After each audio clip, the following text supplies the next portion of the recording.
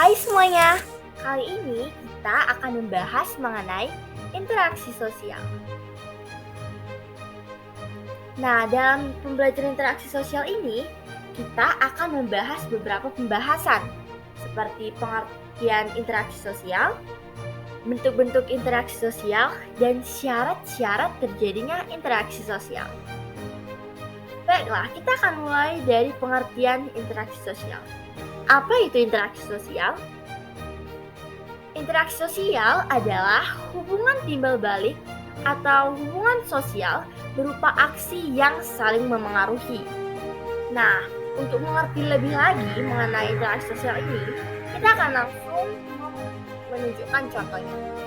Contohnya nih, ada pihak A dan juga pihak B. Contoh dari interaksi yang benar merupakan ketika pihak A menyapa dan pihak B membalas. Nah, itu menunjukkan suatu interaksi, alias interaksi sosial. Namun, ketika pihak A menyapa, namun pihak B tidak merespon ataupun tidak menjawab atau tidak membalas, itu tidak disebut dengan interaksi. Jadi, suatu interaksi itu adalah hubungan timbal balik atau suatu interaksi yang dilakukan dan kedua pihak saling merespon. Nah, kita akan membahas mengenai faktor-faktor dari interaksi sosial. Apakah teman-teman pernah mendengar nama Pak Surjono Soekarto? Pak Surjono Soekarto menemukan faktor-faktor dari interaksi sosial. Nah, ada 5 faktor-faktor dari interaksi sosial, teman-teman. Pertama, imitasi, identifikasi, sugesti, simpati, dan empati.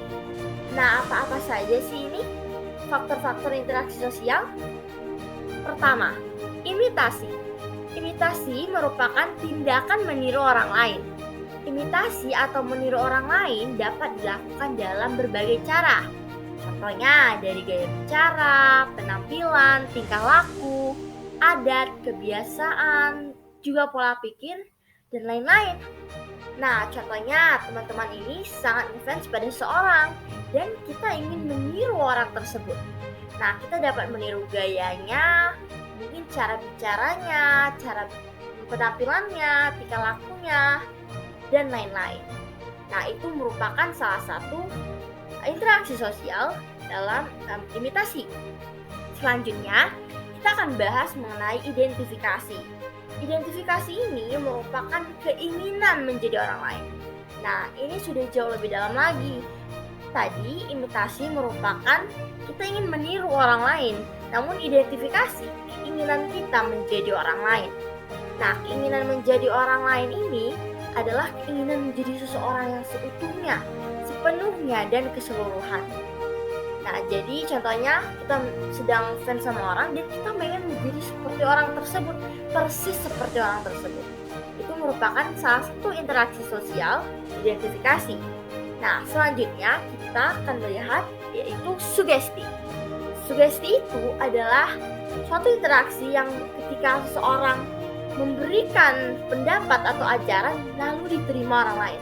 Menerima pendapat atau ajaran orang lain. Nah, sugesti berlangsung ketika seseorang memberi pernyataan sikapnya dan diterima oleh orang lain atau pihak lain. Pihak pemberi sugesti ini pada umumnya orang yang berwibawa dan dihormati. Nah, contohnya guru teman-teman ini sedang menjelaskan. Nah, teman-teman mungkin mendengarnya dengan baik dan mencatatnya. Itu merupakan salah satu bentuk sugesti kita atau bentuk interaksi kita untuk menerima ajaran dari guru kita. Selanjutnya kita akan bahas tentang simpati. Simpati merupakan suatu kondisi kepedulian seseorang kepada orang lain. Nah, ketika bersimpati, seseorang biasanya menempatkan dirinya dalam keadaan orang lain nih dan merasakan apa yang dialami seseorang, apa yang dipikirkan, apa yang dirasakan dan dialami orang lain. Nah, jadi contohnya ada seorang manajer atau seorang bos yang memiliki suatu perusahaan dan perusahaan ini bangkrut. Nah, ketika seseorang melihat hal tersebut, orang itu merasakan sedang berada dalam posisi manajer tersebut. Nah, seperti itu contoh simpati. Dia bisa merasakan apa yang dialami, dipikirkan, bahkan dirasakan oleh orang tersebut. Selanjutnya adalah empati. Nah, hampir mirip dengan simpati, namun empati ini merupakan simpati yang mendalam terhadap orang lain. Rasa kasihan kita kepada orang lain yang benar-benar mendalam. Nah, empati ini kadang dapat memengaruhi kondisi fisik dan jiwa seseorang. Dengan kata lain, kita memosisikan diri kita pada orang lain, namun jauh lebih dalam daripada simpati. Nah, contohnya seperti contoh kita pertama tadi, ketika orang sedang melihat seorang manajer yang memiliki perusahaan yang bangkrut, dia merasakan bahwa dia sedang berada dalam posisi orang manajer tersebut. Nah, tapi perbedaan dengan simpati, empati ini kadang dapat membawa kondisi fisik kita. Nah, contohnya teman-teman merasakan tentang orang lain betapa sedihnya orang itu sampai teman-teman itu sakit. Nah, itu contohnya kita terlalu berlebihan dalam menunjukkan simpati kepada orang lain. Nah, jadi itu merupakan 5 faktor-faktor dari interaksi sosial. Nah, selanjutnya kita akan belajar tentang bentuk-bentuk dari interaksi sosial. Nah, apa saja sih bentuk-bentuk interaksi sosial? Nah, apa teman-teman pernah mendengar John Gillen? John Gillen menemukan dua bentuk interaksi sosial, yaitu asosiatif dan disosiatif. Nah, pasti asosiatif dan disosiatif ini memiliki arti yang berbeda ya. Asosiatif merupakan biasanya ini mengarah ke persatuan. Namun disosiatif ini merupakan proses memisahkan, melawan seseorang untuk melakukan tujuan tertentu. Nah, asosiatif lebih mengarah ke positif, namun disosiatif itu mengarah ke negatif. Nah, jadi asosiatif ini dibagi menjadi 4. Proses asosiatif dibagi menjadi 4 dan proses disosiatif dibagi menjadi 3. Nah, apa saja itu? Kita mulai dari yang proses asosiatif. Proses asosiatif itu ada 4. Kerjasama, akomodasi, asimilasi, dan akulturasi. Nah, jadi pertama kita akan bahas tentang kerjasama. Kerjasama itu adalah proses asosiatif yang menunjukkan suatu usaha bersama antar individu ataupun kelompok untuk mencapai tujuan bersama. Kita melakukan kerjasama dengan orang lain. Pihak A melakukan kerjasama dengan pihak B. Selanjutnya, akomodasi. Menyelesaikan pertentangan tanpa saling menghancurkan lawan. Nah, ketika pihak A dan pihak B itu sedang memiliki pertentangan, mereka mencoba untuk menyelesaikan pertentangan mereka tanpa menghancurkan satu sama lain atau membuat kerusuhan. Yang ketiga adalah asimilasi dan akulturasi. Asimilasi ini adalah cara mengurangi perbedaan antar individu ataupun antar kelompok guna untuk mencapai satu kesepakatan. Mengurangi beberapa perbedaan untuk mencapai suatu kesepakatan. Nah, berbeda lagi dengan akulturasi. Akulturasi ini ketika berpadunya dua kebudayaan yang berbeda dan membentuk suatu kebudayaan baru, namun tidak menghilangkan ciri kepribadian masing-masing. Tanpa menghilangkan ciri kepribadian masing-masing. Itu merupakan contoh dari proses asosiatif. Berbeda dengan disosiatif yang lebih mengarah ke negatif. Ada 3 contohnya. Pertama, ada persaingan, kedua kontravensi, dan ketiga adalah pertentangan. Proses disosiatif yang pertama adalah persaingan. Persaingan ini adalah perjuangan berbagai pihak untuk mencapai tujuan tertentu. Nah, jadi mereka saling melakukan persaingan untuk tujuan masing-masing. Nah, berbeda dengan kontravensi. Kontravensi ini ditandai dengan ketidakpuasan seseorang, perasaan tidak suka yang disembunyikan atas kepribadian seseorang. Contohnya pihak A tidak suka dengan perilaku pihak B, tapi mereka tidak menunjukkan rasa tidak suka mereka ini kepada pihak B, namun menyembunyikannya. Nah, itu merupakan contoh kontravensi. Dan yang terakhir merupakan pertentangan, menentang. Usaha individu ataupun kelompok sosial untuk memenuhi tujuan dengan cara menantang pihak lawan. Itu merupakan contoh merupakan proses disosiatif, persaingan, kontravensi, dan pertentangan. Nah, jadi kita sudah membahas ada dua bentuknya, yaitu proses asosiatif dan disosiatif.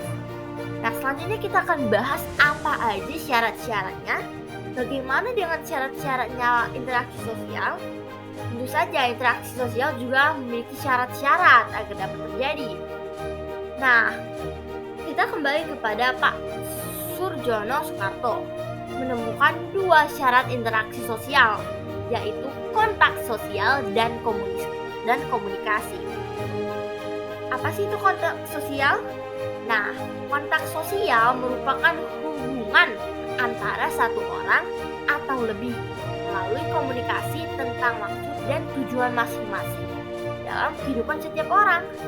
Nah, kontak sosial ini dibagi menjadi 3 nih. Kontak sosial ini dapat berlangsung dalam 3 bentuk, yaitu sebagai berikut. Ada antar individu kelompok, dan antara suatu kelompok. Baiklah, jadi yang pertama itu antar individu. Contoh antar individu itu seorang kakak membantu adiknya belajar. Nah, itu merupakan contoh kontak sosial, bentuk interaksi dalam kontak sosial. Selanjutnya, antar individu dan kelompok. Contohnya, seorang guru mengajar murid-muridnya. Guru itu individu dan murid-muridnya merupakan suatu kelompok. Oke, selanjutnya antara suatu kelompok dan kelompok lainnya. Contohnya kelompok A dan kelompok B yang saling berdiskusi. Jadi kontak sosial itu ada 3, yaitu antar individu kelompok, dan antara suatu kelompok. Selanjutnya ada komunikasi. Komunikasi ini adalah salah satu bentuk dari syarat-syarat terjadinya interaksi sosial. Nah, komunikasi adalah proses penyampaian pesan dari satu pihak kepada pihak lain. Saling menyampaikan pesan. Komunikasi ya. Kontak sosial dibagi menjadi 3. Namun komunikasi dibagi menjadi 5. Baiklah, ada 5 contohnya ini. 5 faktornya. Pertama, komunikator, lalu komunikan, pesan, media, dan efek. Komunikator itu yaitu orang yang menyampaikan pesan pada yang lain. Next, komunikan. Komunikan yaitu orang atau sekelompok orang yang menerima pesan. Kalau pesan yaitu sesuatu yang disampaikan oleh komunikator. Media yaitu alat untuk menyampaikan pesan, dan efek yaitu perubahan yang diharapkan terjadi pada komunikan setelah mendapatkan pesan dari komunikator. Jadi komunikasi ini saling berputar ya faktor-faktornya. Seperti pembahasan kita tadi, kita akan bahas tentang pengertian, bentuk-bentuk, dan syarat terjadinya. Kita sudah tahu nih bahwa pengertian dari interaksi sosial itu adalah suatu hubungan timbal balik. Kita juga sudah tahu bahwa ada beberapa faktor-faktor dari interaksi sosial. Kita juga sudah belajar ada beberapa bentuk dari interaksi sosial, yaitu asosiatif dan disosiatif. Yang asosiatif ini lebih mengarah ke positif dan disosiatif ini lebih mengarah ke negatif. Asosiatif dibagi menjadi 4, kerjasama, akomodasi, lalu asimilasi, dan akulturasi. Namun, proses disosiatif juga dibagi menjadi 3, yaitu persaingan, kontravensi, pertentangan, yang memiliki arti yang berbeda-beda namun sama-sama menjelaskan sesuatu yang negatif. Kita juga sudah belajar nih, ada 2 syarat untuk melakukan interaksi sosial, yaitu kontak sosial dan komunikasi, yang dibagi menjadi beberapa faktor yang berbeda-beda. Kesimpulannya, Interaksi sosial itu adalah hubungan timbal balik, hubungan sosial yang harus saling merespon satu pihak dengan pihak lain, yang memiliki bentuk-bentuk yang berbeda, syarat-syarat yang berbeda, bahkan faktor-faktor yang berbeda. Nah, jadi teman-teman sekarang sudah tahu kan bagaimana itu interaksi sosial? Kalau begitu, cukup dulu ya penjelasannya sampai sini. Sampai ketemu di video selanjutnya. Semoga berhasil. Sampai jumpa.